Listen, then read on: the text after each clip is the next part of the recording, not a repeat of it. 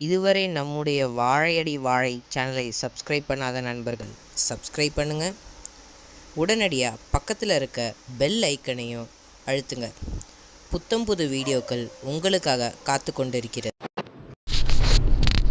வாழ்க வளமுடன். அனைவருக்கும் அன்பான வணக்கங்கள். எல்லாம் வல்ல இறைவனின் திருவடிகளை என்னுடைய மனம் மொழி மெய்களால் போற்றி பணிகின்றேன். நம்முடைய வாழையடி வாழை யூடியூப் சேனலில் இன்றைய பதிவில் நம்ம பார்க்க போகிறது ஒரு ஆங்கில சொல்லிற்கான விளக்கம். அது ஒரு மருத்துவம் சார்ந்த ஒரு சொல் தான். பரவலாக எல்லாரும் பயன்படுத்துகிற ஒரு சொல் தான். கேன்சர் அப்படின்னு சொல்லக்கூடிய அந்த வார்த்தை தான் நம்ம பார்க்க போகிற வார்த்தை. இந்த கேன்சர்ன்ற இந்த ஆங்கில சொல்லுக்கு தமிழில் விளக்கம் கொடுத்தா ரொம்ப எளிமையாக எப்படி சொல்லலாம் அப்படின்னு கேட்டால், கட்டுப்பாடு இல்லாத வளர்ச்சி அப்படின்னு கொடுக்கலாம். ஆங்கிலத்தில் அன்கண்ட்ரோல்டு growth, இது ஆங்கிலம். நம்ம உடலில் அடிப்படை ஆதாரமாக இருக்கக்கூடிய பொருள் என்னன்னு கேட்டால் செல். எப்படி ஒரு சுவர் கட்டும்போது அந்த சுவற்றினுடைய அடிப்படை ஆதாரமாக அந்த செங்கல் அமைகிறதோ, நிறைய செங்கல் வரிசையாக உண்மையில் ஒன்று அடுக்கி தானே கடைசியில் ஒரு சுவர்ன்ற அமைப்பு வருது. அது மாதிரி உடல்ன்ற ஒரு அமைப்பு வரணும் அப்படின்னா அடிப்படையாக ஆதாரமாக உள்ள ஒரு பொருள் என்னன்னு கேட்டால் செல். நிறைய செல்கள் சேர்ந்து தான் திசுக்களாக மாறுகிறது. திசுக்கள் தான் உடல் உறுப்புகளாகவும் அங்கங்களாகவும் மாறுகிறது. இப்போ நம்ம உடலில் உள்ள இந்த செல்களுடைய உருவம், எண்ணிக்கை, இது எல்லாமே ஒரு குறிப்பிட்ட வரையறைக்குள்ளே தான் இருக்கும். இந்த ஷேப்பில் தான் இருக்கணும், இவ்வளோ கவுண்ட்டு தான் இருக்கணும் அப்படின்ற ஒரு குறிப்பிட்ட வரையறை இருக்குது. அந்த வரையறையை தாண்டி அந்த சைஸும் பெருசாகாது, அந்த வரையறையை தாண்டி எண்ணிக்கையும் கூடாது. ஆனால் சில நபர்களுக்கு இந்த வரையறையை தாண்டி அந்த செல்களுடைய உருவம் பெரிதாகலாம், அல்லது அந்த செல்களுடைய எண்ணிக்கை கட்டுக்கடங்காமல் பல மடங்காக பெருகலாம். இந்த நிலைமை ஏன் வருது அப்படின்னு கேட்டிங்கன்னா, அதுக்கான பதிலை இன்றைய நவீன அறிவியல் பல்வேறு வகைகளில் விளக்குகிறது. அதற்கு 1000 காரணங்களையும் கூறுகிறது. எந்தவித கட்டுப்பாடும் இல்லாமல் இந்த செல்கள் வளருதுன்னு சொன்னேன் இல்லையா? இப்படி வளர்ந்து என்ன பண்ணுன்னு கேட்டிங்கன்னா, ஒரு நேரத்தில் ஒரு திரண்ட கட்டியாக கண்ணுக்கு தெரிகிற மாதிரி மாறிடும். அதை நம்ம கலோக்கியல் லாங்குவேஜ், அதாவது வழக்கு தமிழில் என்ன சொல்லுவோம்னு கேட்டிங்கன்னா, புற்றுநோய் கட்டி அப்படின்னு சொல்லுவோம். இது ஆங்கிலத்தில் டியூமர் அப்படின்ற வார்த்தையும் பயன்படுத்துவாங்க. கிராமப்புற பகுதிகளில் பார்த்திங்கன்னா கரையான் புற்றுன்னு ஒரு புற்று இருக்கும். சிலர் பார்த்துருக்கலாம் அதை. அந்த கரையான் புற்று திடீர்னு மலன்னு வளர்ந்துகிட்டே வந்துடும். ஒரு உயரமாக கோபுரம் போன்ற அமைப்பில் வந்துடும். அதில் மேலே துவாரங்கள் இருக்கும். அந்த துவாரங்கள் வாயிலாக இந்த ஊர்வனன்னு சொல்கிறோம் இல்லையா, பாம்பு, இந்த போன்ற உயிரினங்கள் உள்ளே போய் பாதுகாப்புக்காக தஞ்சம் புகுந்துடும். இதை நம்ம கரையாம்புத்துன்னு சொல்கிறத காட்டிலும் பாம்பு புற்று அப்படின்னு தான் நம்ம சொல்லுவோம். ஏன்னா உள்ளே பாம்பு படுத்திருக்கிறதுனால. ஆக்சுவலாக அந்த அமைப்பை ஏற்படுத்தினது யாருன்னு கேட்டால் கரையான்னு சொல்லக்கூடிய ஒரு சின்ன பூச்சி, ஒரு எறும்பு மாதிரி உள்ள ஒரு பூச்சி தான். இந்த உதாரணத்தை நான் ஏன் இங்கே சொல்கிறேன்னு கேட்டால் அதுக்கு 2 காரணம் இருக்குது. ஒன்று அதனுடைய வளர்ச்சி முறை. அதாவது ஒரு குறிப்பிட்ட ஒழுங்கான முறையில் அந்த கரையான் புற்று உருவாகாது. டிஃப்ரெண்ட் டைரெக்ஷனில் வெவ்வேறு வடிவத்தில் உயரமாகவும் குட்டையாகவும் அகலமாகவும் இப்படி மாறி இருக்கும். இந்த குணம் கரையான் புற்றுக்குள்ள குணம். இதே குணம்தான் நம்ம உடம்புள்ள செல்களுக்கும் சைஸில் வேரியேஷன் வரத்தான் செய்யும். ஒரு குறிப்பிட்ட அளவில் உருவம் வராமல் வெவ்வேறு வடிவங்களில் செல்கள் மாற்றமடையும். 2வது, தமிழில் புற்றுநோய் கட்டி அப்படின்ற ஒரு வார்த்தை கொடுக்குறோம் இல்லையா? அந்த புற்றுன்ற வார்த்தை இந்த கரையான் புற்றுலேருந்து வந்த ஒரு வார்த்தை தான். எப்படி கரையான் புற்று ஒரு கட்டுக்கடங்காத ஒரு வளர்ச்சியை கொடுக்குதோ அது மாதிரி நம்ம உடல் உள்ள செல்கள் கட்டுக்கடங்காமல் வளர்கின்ற நிலையை தான் புற்றுநோய் கட்டி அப்படின்னு நம்ம சொல்கிறோம். இந்த டியூமர் என்று சொல்லுகின்ற நம் உடலில் தோன்றுகின்ற கட்டிகள் 2 வகையாக இருக்கிறது. ஒரு வகை என்னன்னு கேட்டிங்கன்னா, அந்த கட்டி பிற உடல் உறுப்புகளுக்கும் பரவக்கூடிய தன்மையை பெற்றிருக்கும். அதாவது ஏதாவது ஒரு இடத்துல தோன்றியிருக்கும், அந்த தோன்றிய அந்த கட்டி தோன்றிய இடத்தில் மட்டும் இல்லாமல் உடலின் பல பாகங்களுக்கு பரவிவிடும். இதை தான் ஆங்கிலத்தில் என்ன வார்த்தை பயன்படுத்துவாங்கன்னு கேட்டிங்கன்னா மெலிக்னன்ட் அப்படின்ற வார்த்தை பயன்படுத்துவாங்க. மற்றொன்று வகையான கட்டி அப்படின்னு கேட்டிங்கன்னா, பிற உடல் உறுப்புகளுக்கு பரவும் தன்மை இல்லாமல் எங்கு தோன்றியதோ அங்கேயே இருக்கும். இந்த கட்டிக்கு என்ன பேர் சொல்லுவாங்கன்னு கேட்டால் ஆங்கிலத்தில் பினைன் அப்படின்னு சொல்லுவாங்க. ஸோ டியூமரில் 2 வகை. ஒன்று மெலிக்னன்ட் டியூமர், அதாவது உடலின் பல்வேறு பாகங்களுக்கு பரவக்கூடிய கட்டி அப்படின்னு அர்த்தம். மற்றொன்று பினைன் டியூமர். பினைன் டியூமர் அப்படின்னா தோன்றிய இடத்திலேயே இருக்கும், உடலின் மற்ற பாகங்களுக்கு பரவாது. ஆங்கில வார்த்தைகள்லாம் முடிஞ்சால் ஞாபகம் வச்சுக்கோங்க, மறந்துட்டால் ஒன்றும் குற்றம் கிடையாது. ஆனால் இது கொடுக்குற மெசேஜ் மட்டும் தான் நமக்கு ரொம்ப முக்கியமானது.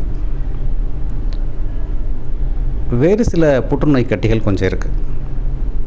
நான் சொன்ன அந்த 2 கேட்டகரிலையும் வராது. உதாரணமாக லூகேமியா. லூகேமியா அப்படின்னு சொல்லக்கூடியது இரத்த புற்றுநோயை குறிக்கக்கூடிய ஒரு ஆங்கில சொல். இங்கே இரத்த புற்றுநோய்னா இங்கே வந்து கட்டி கட்டியாக ரத்தத்தில் இருக்குமான்னு கேட்டால் கண்டிப்பாக இல்லை. ஆனால் இரத்த அணுக்கள்னு சொல்லக்கூடிய சிவப்பணு, வெள்ளையணு, தட்டணு, இந்த அணுக்களில் அந்த அணுக்களுடைய உருவம் மாறி இருக்கலாம், அதனுடைய எண்ணிக்கை உயர்ந்திருக்கலாம். இந்த நிலையை தான் லூகேமியா அப்படின்னு சொல்லக்கூடிய வார்த்தையை பயன்படுத்துகிறாங்க. ஆண், பெண், இளையோர், முதியோர் என்ற பாலின வயது வேறுபாடின்றி அனைவரையும் இந்நோய் தாக்குகிறது. இது ஒரு கிருமியால் உண்டாவது அல்ல. நம் உடல் செல்களில் உள்ள மரபணுக்களில், அதாவது டிஎன்ஏ அப்படின்னு சொல்கிறாங்க இல்லையா, அந்த மரபணுக்களில் அந்த பொருளில் ஏற்படுகின்ற விரும்பத்தகாத மாற்றங்கள். இந்த விரும்பத்தகாத மாற்றம் சில வேளைகளில் என்னவென்றே காரணம் புரியாமல் இயற்கையாகவும் நடக்கலாம், அல்லது நம்முடைய புறத்தூண்டுதல், அதாவது நம்முடைய பழக்க வழக்கங்கள், இதன் வாயிலாகவும் நடக்கலாம். இயற்கையாக தோன்றுகின்ற மாற்றத்தை நாம் ஒன்றும் செய்ய முடியாது, அது ஆராய்ச்சிக்கு உட்பட்டது. ஆனால் நம் முறை தவறிய வாழ்க்கை முறை செயல்பாட்டால் தோன்றுகின்ற டியூமர் நோயினை தடுக்க முடியும். சுருக்கமாக சொன்னால், தமிழர் மரபான அறநெறி பிறழாத வாழ்க்கையை வாழ்வோம் என்றால் இத்தகைய நோய் நம்மை தாக்க வாய்ப்பே இல்லை. இந்த அறநெறி பிறழாத வாழ்க்கை என்ற சொல்லுக்குள் அனைத்தும் அடக்கம். உணவு முறை, உடற்பயிற்சி முறை, மனதிற்கான பயிற்சி முறை, ஒழுக்கமான வாழ்வு முறை, நேர்மையான வாழ்க்கை முறை, இயற்கையோடு இணைந்த வாழ்க்கை முறை, முன்னோர்கள் வகுத்த நல் வாழ்வியல் நெறிகள் போன்ற இன்னும் ஏராளமான பண்புகள் அடக்கம். இன்றைய அறிவியல் உலகம் 4 வகையான கேன்சர் உண்டு என கூறுகிறது. அதில் ஒன்று கார்சினோமா என்ற ஒரு வகை. கார்சினோமா என்றால் பெரும்பாலும் தோல் பகுதியில் அல்லது உடல் உள் உறுப்புகளை சுற்றி உள்ள திசுக்களில் ஏற்படும் கட்டுப்பாடு இல்லாத அசுர வளர்ச்சி. இதுக்கு உதாரணமாக சொன்ன எதை சொல்லலான்னு கேட்டேன்னா, ஆண்களை பொறுத்த வரைக்கும் ப்ராஸ்டேட் கேன்சர், பெண்களை பொறுத்த வரைக்கும் பிரஸ்ட் கேன்சர், மார்பக புற்றுநோய். இந்த இரண்டுமே இந்த கார்சினோமா அப்படின்ற வகையில் வருது. ரெண்டாவது சார்கோமா அப்படின்னு சொல்கிறாங்க. இது என்னென்னு பார்த்தீங்கன்னா, நம்ம உடலில் உள்ள கனெக்டிவ் டிஷ்யூ அப்படின்னு சொல்லுவாங்க.